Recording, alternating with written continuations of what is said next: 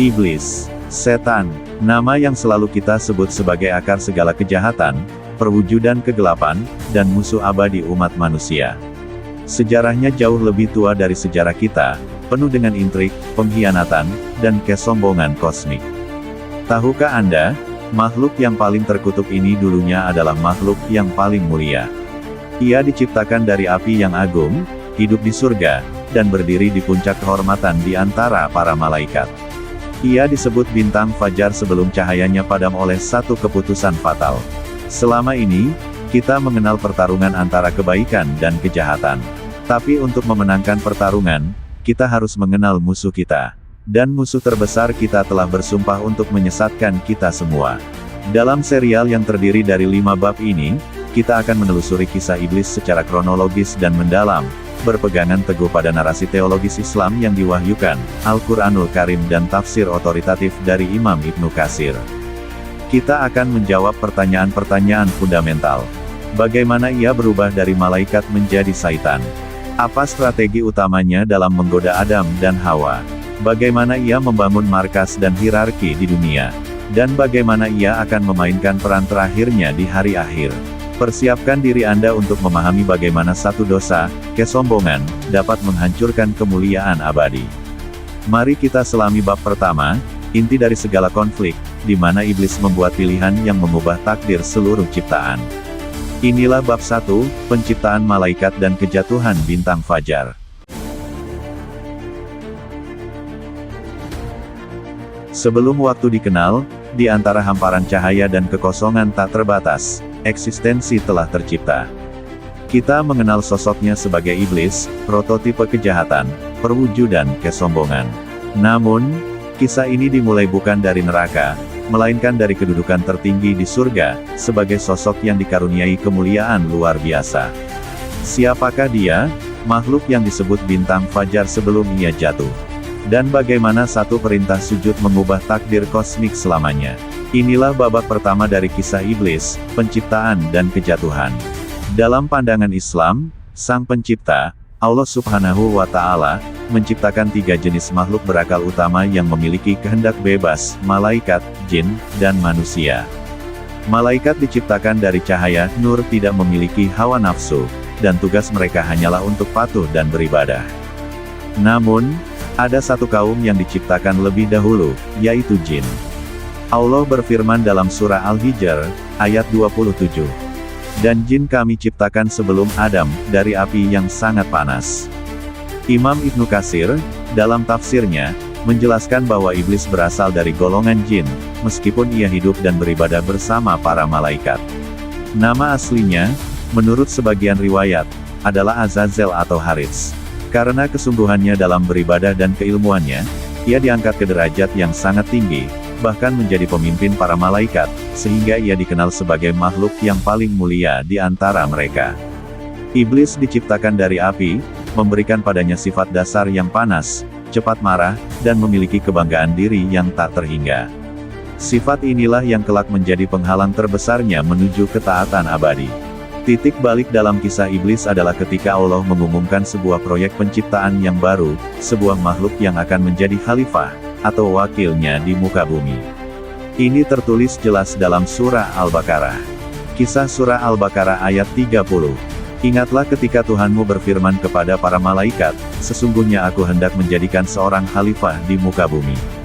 Mereka berkata, mengapa engkau hendak menjadikan khalifah di bumi itu orang yang akan membuat kerusakan padanya dan menumpahkan darah, padahal kami senantiasa bertasbih dengan memuji engkau dan menyucikan engkau.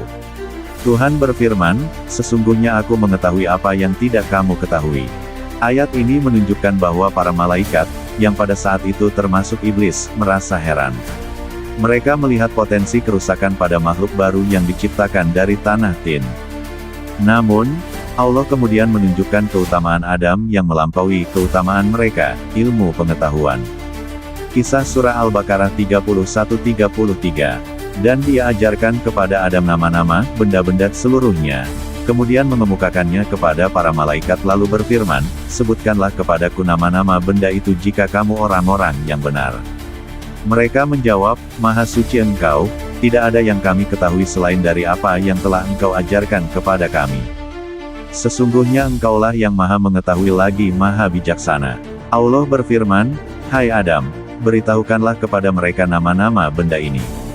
Maka setelah diberitahukannya kepada mereka nama-nama benda itu, Allah berfirman, "Bukankah sudah kukatakan kepadamu, bahwasanya aku mengetahui rahasia langit dan bumi dan mengetahui apa yang kamu nyatakan dan apa yang kamu sembunyikan." Iblis, sebagai bagian dari kumpulan malaikat yang menyaksikan, harus mengakui bahwa keutamaan Adam terletak pada ilmu yang Allah tanamkan padanya. Namun, di dalam hatinya, kesombongan mulai bergejolak, mendidih seperti api yang menjadi bahan dasarnya. Momen kunci dan ujian tertinggi pun tiba. Setelah Adam diciptakan dan ilmu pengetahuannya diuji, Allah memberikan sebuah perintah yang sederhana namun menentukan, perintah untuk bersujud kepada Adam. Ini bukan sujud ibadah kepada Adam, melainkan sujud penghormatan, sebuah simbol ketaatan kepada perintah ilahi. Kisah Surah Al-Baqarah ayat 34. Dan ingatlah ketika kami berfirman kepada para malaikat, sujudlah kamu kepada Adam, maka mereka pun sujud kecuali iblis. Ia enggan dan takabur dan ia adalah termasuk golongan orang-orang yang kafir. Perhatikanlah pengulangan perintah ini, dan kini mari kita dengarkan jawaban langsung iblis ketika Allah menanyakan alasan penolakannya, sebagaimana tercatat dalam Surah Al-A'raf. Kisah Surah Al-A'raf 11-12. Sesungguhnya kami telah menciptakan kamu, Adam, lalu kami bentuk tubuhmu. Kemudian kami katakan kepada para malaikat, bersujudlah kamu kepada Adam, lalu mereka pun bersujud kecuali iblis. Dia tidak termasuk mereka yang bersujud. Allah berfirman, apakah yang menghalangimu untuk bersujud kepada Adam di waktu aku menyuruhmu? Iblis menjawab, saya lebih baik daripadanya.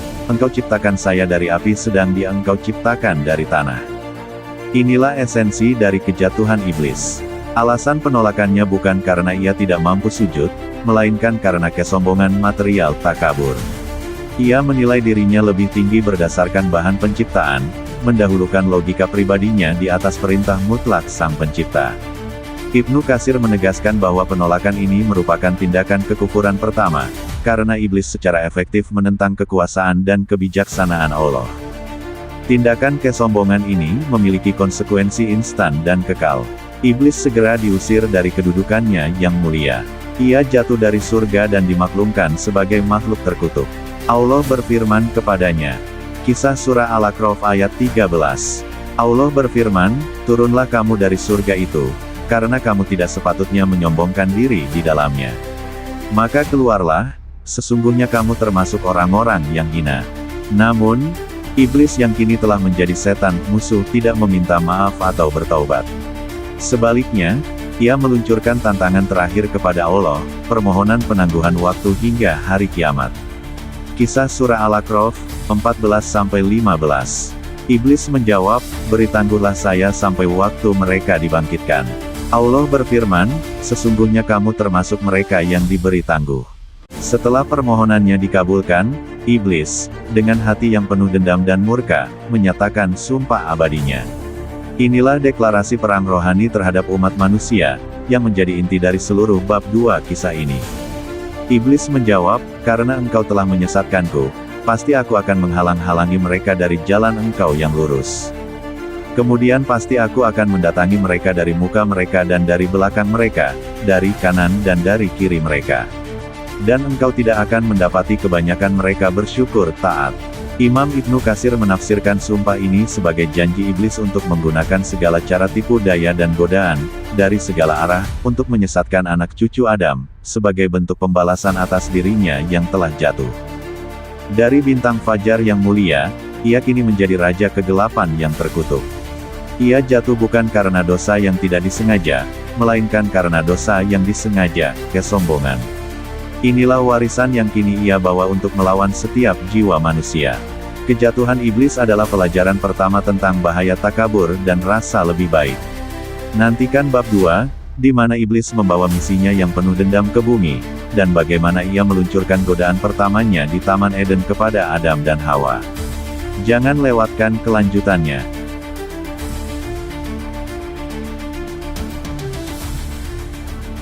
Di bab 1, kita menyaksikan bagaimana bintang fajar jatuh, diusir dari surga karena dosa fundamental, kesombongan, penolakan untuk bersujud kepada Adam.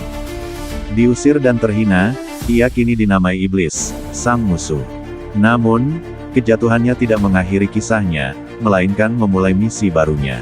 Ia telah bersumpah untuk membalas dendam dengan menyesatkan seluruh keturunan Adam. Sekarang, panggungnya adalah jannah, surga yang damai, tempat Allah menempatkan Adam, sebuah tempat di mana iblis tidak diizinkan masuk dalam wujud aslinya.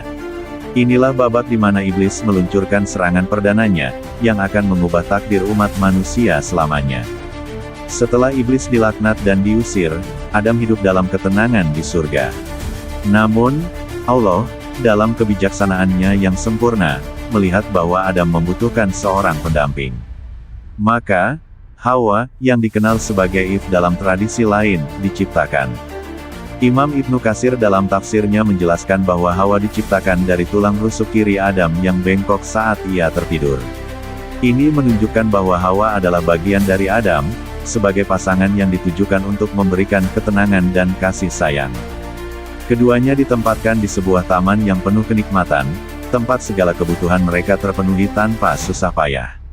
Perhatikan seruan Allah kepada Adam dan pasangannya, sebagaimana difirmankan dalam surah Al-Baqarah. Dan kami berfirman, hai Adam, diamilah oleh kamu dan istrimu surga ini, dan makanlah dari buah-buahannya dengan sesuka hatimu di mana saja kamu berada, dan janganlah kamu dekati pohon ini, yang menyebabkan kamu termasuk orang-orang yang zalim. Ayat ini menetapkan dua hal krusial. Mereka memiliki kebebasan mutlak atas segala sesuatu di surga. Hanya ada satu larangan tunggal, mendekati dan memakan buah dari pohon tertentu. Larangan tunggal inilah yang menjadi titik lemah yang akan dieksploitasi iblis. Inilah ujian ketaatan pertama bagi manusia. Meskipun diusir, iblis diberi tangguh dan izin untuk menyesatkan. Allah tidak pernah menutup pintu ketaatan, tetapi iblis harus menemukan cara untuk menyelinap masuk ke dalam pikiran Adam dan Hawa. Inilah yang disebut was-was, bisikan atau godaan halus yang ditanamkan ke dalam hati. Iblis tidak menggunakan paksaan, melainkan tipuan dan keraguan. Strateginya adalah memutarbalikkan larangan Allah menjadi sesuatu yang diinginkan, dengan menyentuh dua hasrat mendasar dalam diri manusia, keabadian dan kekuasaan. Iblis mendekati mereka dan mulai membisikkan gagasan bahwa Allah melarang mereka karena alasan yang tersembunyi. Dengar bagaimana ia menipu Adam dan Hawa, sebagaimana terekam dalam surah Al-A'raf. Maka Saitan membisikkan pikiran jahat kepada keduanya untuk menampakkan kepada keduanya apa yang tertutup dari mereka yaitu auratnya dan Saitan berkata, Tuhan kamu tidak melarangmu dan mendekati pohon ini, melainkan supaya kamu berdua tidak menjadi malaikat atau tidak menjadi orang-orang yang kekal dalam surga. Imam Ibnu Katsir menjelaskan bahwa iblis menggunakan sumpah palsu untuk meyakinkan mereka. Ia bersumpah atas nama Allah, padahal ia pendusta terbesar, demi menciptakan kesan bahwa ia adalah penasihat yang tulus. Iblis berkata, sebagaimana dalam surah Al-A'raf. Dan dia, setan, bersumpah kepada keduanya. Sesungguhnya saya adalah termasuk orang yang memberi nasihat kepada kamu berdua. Iblis menantang nalar dan iman mereka. Ia menanamkan bibit keraguan bahwa larangan itu sejatinya demi menghalangi kebaikan terbesar mereka, menjadi malaikat, makhluk abadi, atau menjadi penguasa abadi di surga. Terus-menerus digoda dan diyakinkan dengan sumpah palsu, Adam dan Hawa akhirnya goyah. Mereka terperdaya oleh janji keabadian dan kerajaan yang abadi. Mereka lupa akan perintah tunggal yang telah diberikan. Kisah Surah Taha ayat 121. Maka keduanya memakan dari buah pohon itu, lalu nampaklah bagi keduanya aurat-auratnya dan mulailah keduanya menutupi auratnya, dengan daun-daun surga, dan durhakalah Adam kepada Tuhannya dan tersesatlah. Momen mereka melanggar perintah itu seketika membuka mata mereka terhadap kelemahan dan kerentanan mereka, yaitu aurat mereka yang sebelumnya tertutup dan tidak terlihat.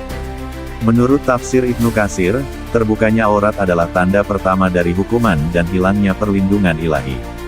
Kesalahan ini bukan karena keinginan jahat, melainkan karena kelemahan dan lupa yang merupakan sifat dasar manusia, dikombinasikan dengan rayuan iblis yang pandai. Namun, yang membedakan manusia dari iblis adalah penyesalan dan taubat. Begitu menyadari kesalahan, Adam dan Hawa tidak seperti iblis yang bersikap sombong dan menantang. Sebaliknya, mereka segera berbalik kepada Allah dalam penyesalan yang mendalam. Allah mengajarkan kepada mereka kalimat-kalimat taubat. Kisah Surah Al-A'raf ayat 23. Keduanya berkata, "Ya Tuhan kami telah menganiaya diri kami sendiri, dan jika Engkau tidak mengampuni kami dan memberi rahmat kepada kami, niscaya pastilah kami termasuk orang-orang yang merugi." Allah menerima taubat mereka. Ini menunjukkan rahmat Allah yang tak terbatas, yang selalu terbuka bagi mereka yang kembali setelah berbuat salah. Meskipun taubat mereka diterima, konsekuensi kosmik dari pelanggaran itu tetap harus terjadi. Allah menetapkan bahwa surga, yang merupakan tempat ketenangan abadi, tidak lagi menjadi tempat mereka berinteraksi dengan iblis. Konflik harus dipindahkan ke bumi, yang sejak saat itu ditetapkan sebagai medan perang spiritual. Kisah Surah Al-A'raf ayat 24. Allah berfirman, "Turunlah kamu.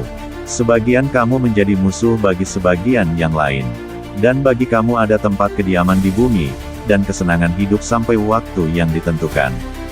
Imam Ibnu Katsir menafsirkan, sebagian kamu menjadi musuh bagi sebagian yang lain merujuk pada permusuhan abadi antara Adam dan keturunannya, manusia, melawan iblis dan keturunannya, setan-setan jin. Dengan keluarnya Adam, Hawa, dan iblis dari surga ke bumi, permusuhan abadi secara resmi dimulai. Bumi kini menjadi tempat kediaman dan kesenangan hidup bagi manusia, tetapi juga menjadi medan ujian melawan musuh yang tersembunyi, yang senantiasa membisikkan godaan. Iblis, yang gagal menjadi penguasa di surga, kini mencari pengikut di bumi, menjadikannya penguasa dunia ini bagi mereka yang mau mengikutinya.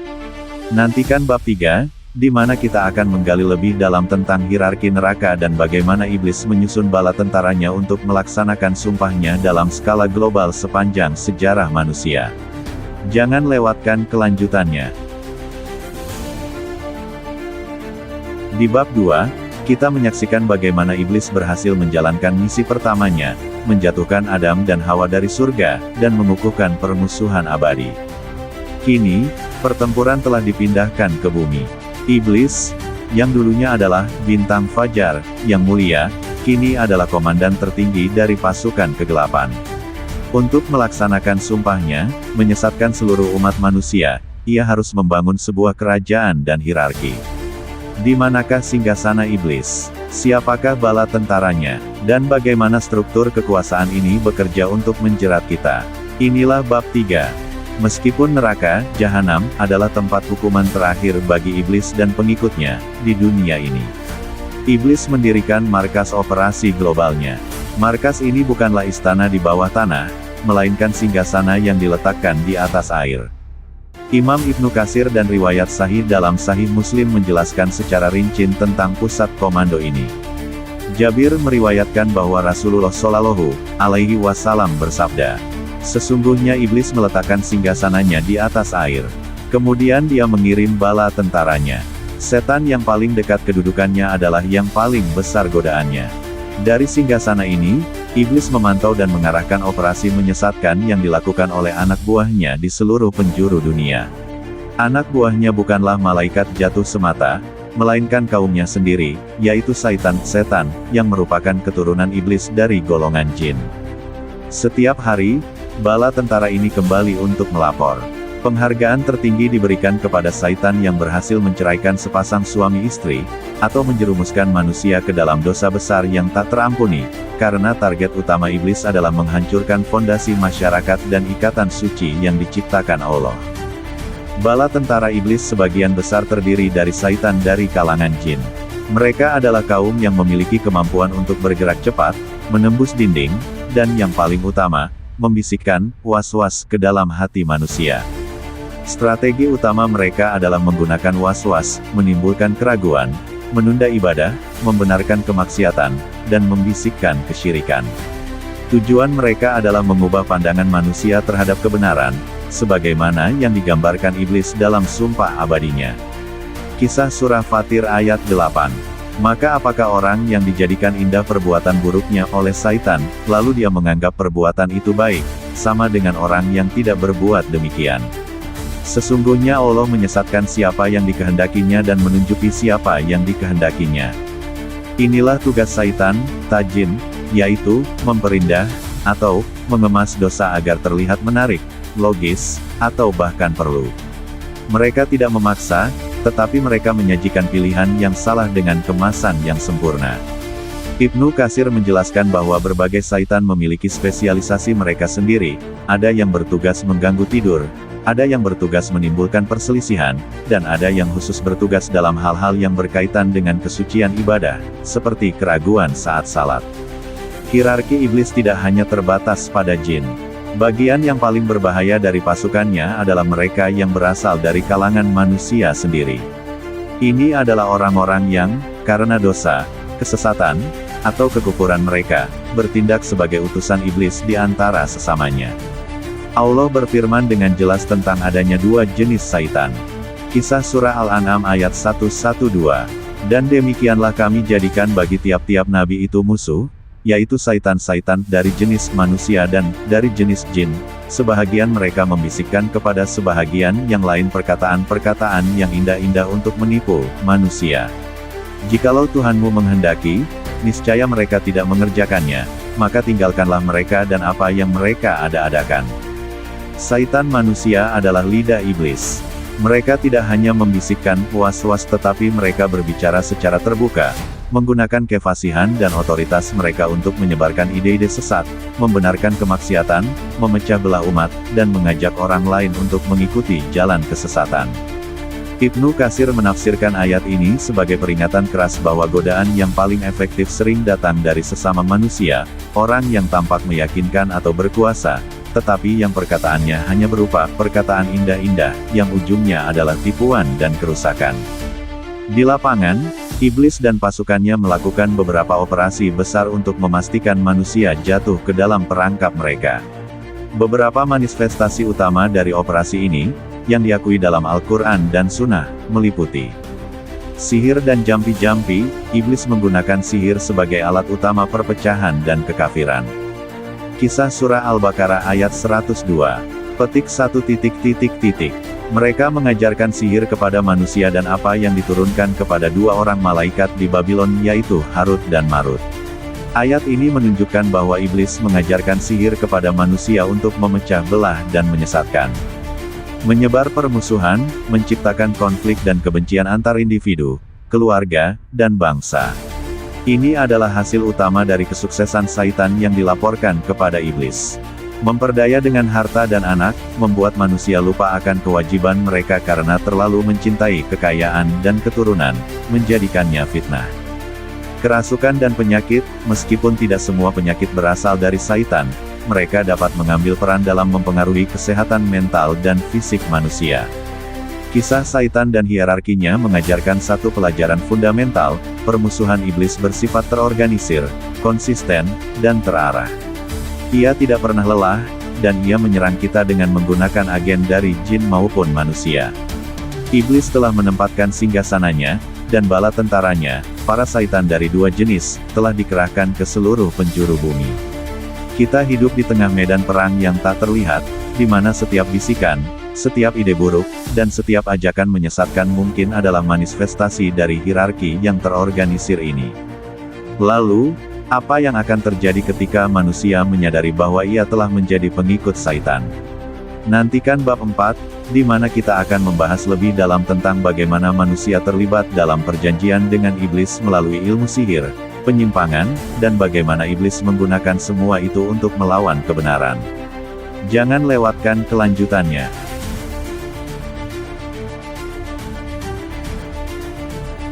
Setelah iblis menyusun hierarkinya, pasukan syaitan dari jin dan manusia di bab 3, kini saatnya kita melihat bagaimana ia menerapkan sumpahnya dalam skala global. Bumi adalah medan perangnya, dan manusia adalah target. Namun, iblis tidak menggunakan pedang. Ia menggunakan ideologi, keraguan, dan ilusi untuk mengikat jiwa manusia dalam sebuah perjanjian tak terlihat. Apa alat-alat utama yang iblis gunakan untuk menciptakan kekafiran dan perpecahan? Dan bagaimana manusia secara sukarela menjual jiwanya demi ilusi kekuatan duniawi? Inilah bab 4. Alat tipuan dan perjanjian dengan kegelapan. Tujuan tertinggi iblis adalah 1. Mengeluarkan manusia dari tauhid, mengesahkan Allah, menuju kesyirikan, menyekutukan Allah. Ini adalah dosa yang paling dibenci dan tidak terampuni jika dibawa hingga akhir hayat. Imam Ibnu Katsir dan riwayat para ulama menjelaskan bahwa setelah Nabi Adam dan keturunannya yang beriman meninggal, iblis mulai melancarkan tipuannya. Ia melihat manusia cenderung menghormati orang saleh yang telah wafat. Iblis membisikkan kepada orang-orang bahwa mereka harus membuat patung atau gambar dari orang-orang saleh yang dihormati, seperti Wet, Suwa, Yakhuts, Yaruk, dan Nasr, yang kemudian menjadi berhala. Tujuannya mulanya adalah sebagai pengingat agar mereka lebih giat beribadah. Namun, seiring waktu, Saitan datang dan membisikkan bahwa patung-patung itu sendiri yang harus disembah dan dimintai pertolongan. Inilah awal mula kesyirikan yang besar, yang kemudian mengharuskan Allah mengutus Nabi Nuh alaihi salam. Iblis telah berhasil mengubah penghargaan menjadi pemujaan dan ketaatan menjadi kekafiran.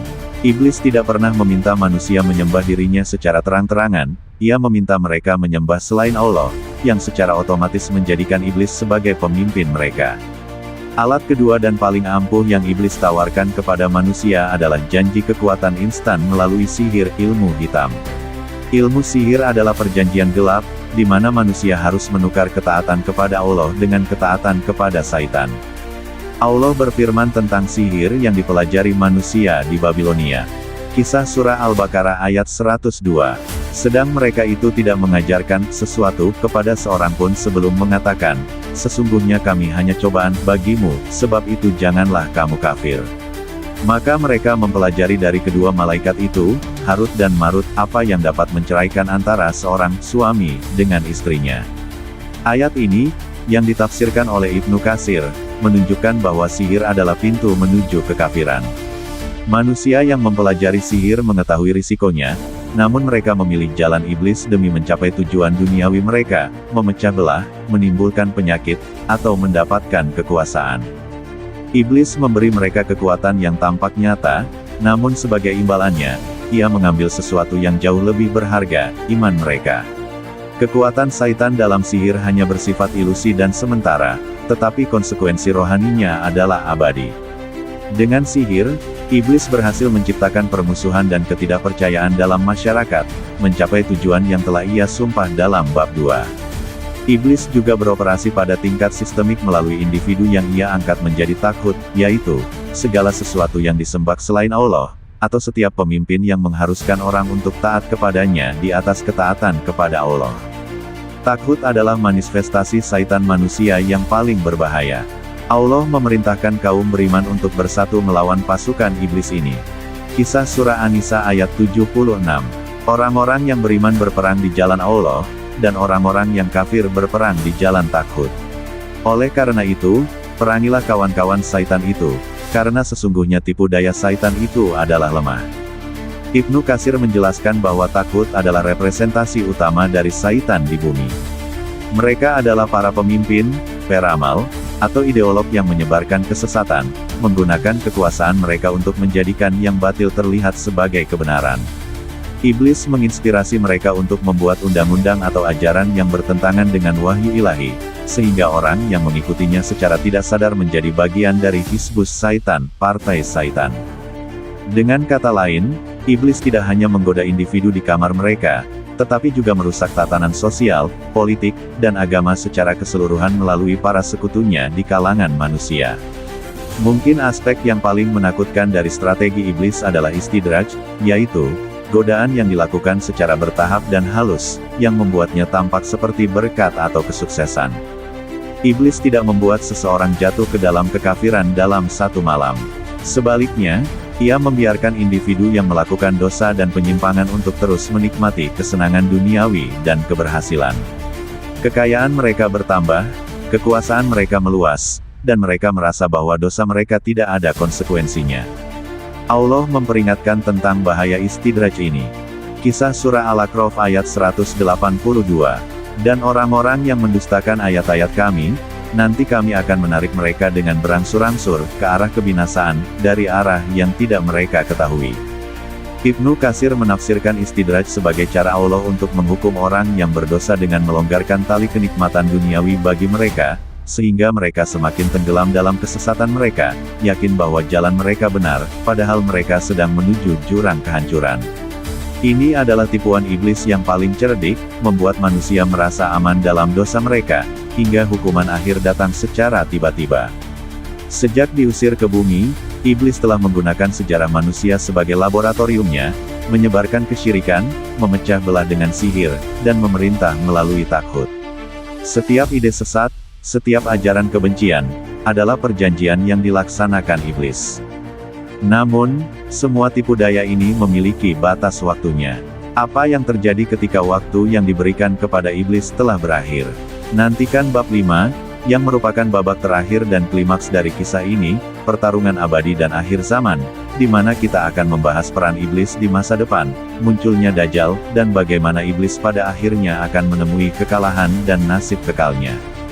Jangan lewatkan klimaks ini.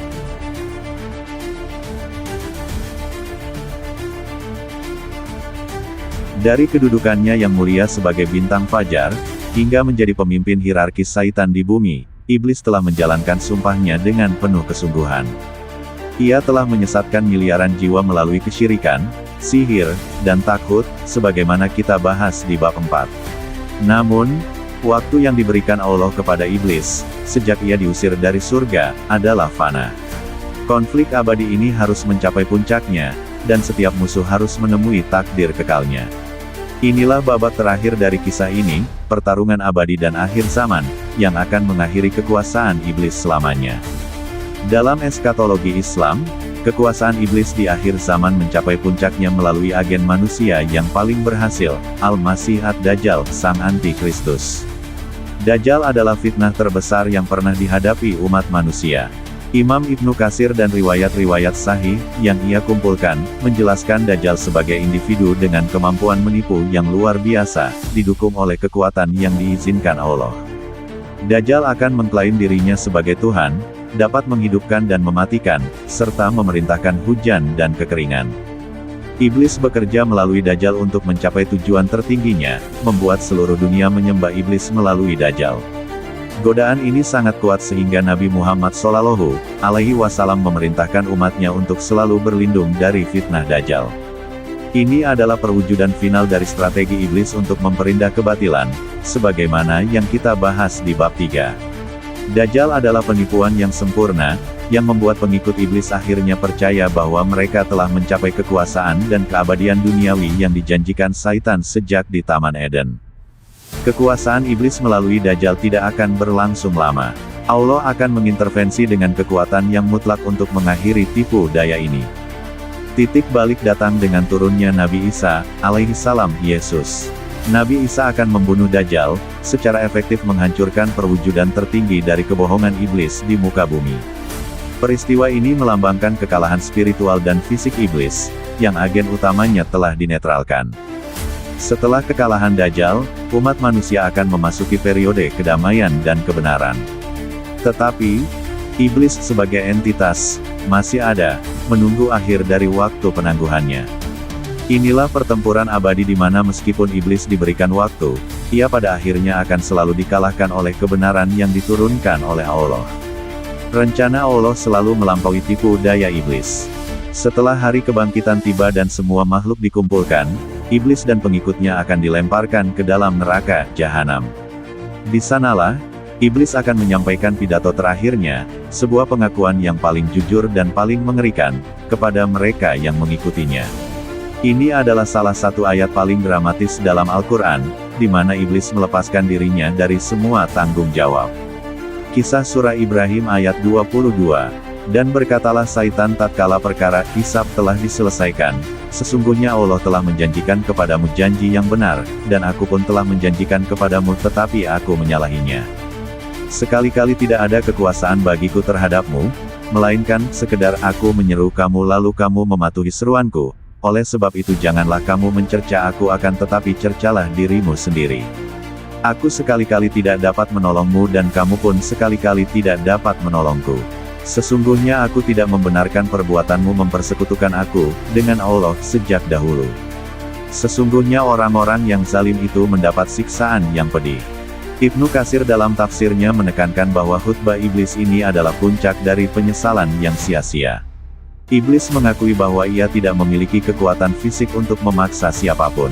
Ia hanya membisikkan, dan manusialah yang memilih untuk mengikuti seruannya. Di momen terakhir ini, iblis melepaskan semua tanggung jawab atas pengikutnya, memberitahu mereka bahwa merekalah yang harus disalahkan karena memilih tipuan iblis di atas janji Allah.